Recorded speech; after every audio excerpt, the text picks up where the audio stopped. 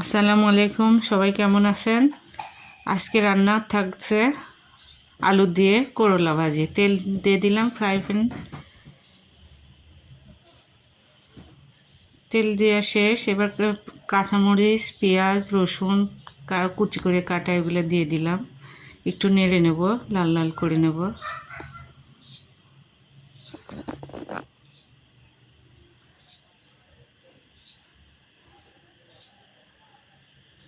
এ পর্যায়ে চুলার আঁচটা কম ছিল, আমার প্রায় শেষ, লাল লাল হয়ে গেছে। আলুগুলো দিয়ে দিলাম। ছোট আলুগুলো কুচি করা ছিল, ওগুলো দিয়েই আমি আজ করলা ভাজি করব। লবণ দিয়ে দিলাম, হলুদের গুঁড়া,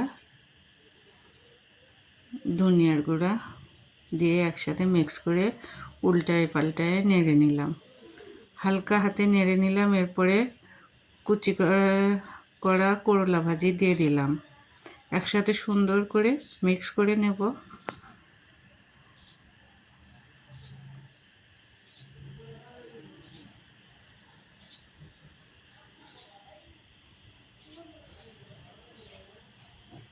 তো উল্টায় পাল্টায় সুন্দর করে ভেজে নেব, তলাতে যাতে না লেগে যায় সেভাবে নেড়ে উল্টে পাল্টিয়ে দেব। এভাবে হালকা হাতে সবসময় নাড়তে থাকলে ভালো, আর ধরে লাগবে না। আমার ভাজিটা প্রায় শেষের দিকে।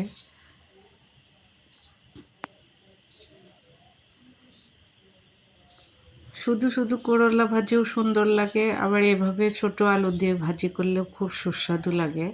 তাই আজকে এভাবেই ভাজিটা করলাম, ইনশাল্লাহ মনে হয় সুন্দর হবে।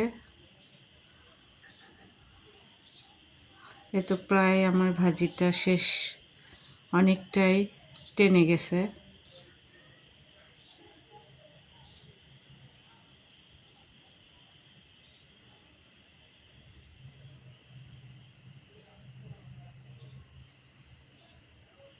আমি একটু অন্যরকমভাবে ভাজিটা করতে চাচ্ছি, তেল বেশি দিয়ে মোচমোচা করতে চাচ্ছি।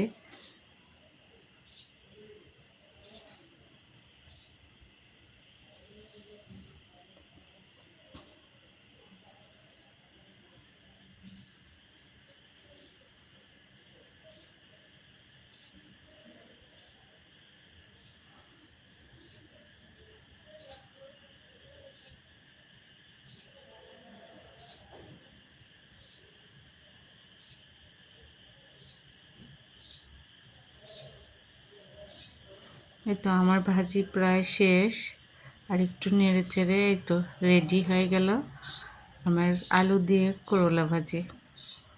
অনেক সুস্বাদু হয়েছিল। আর ভালো লাগলে সবাই আমাদের পাশে থাকবেন। সবাইকে ধন্যবাদ।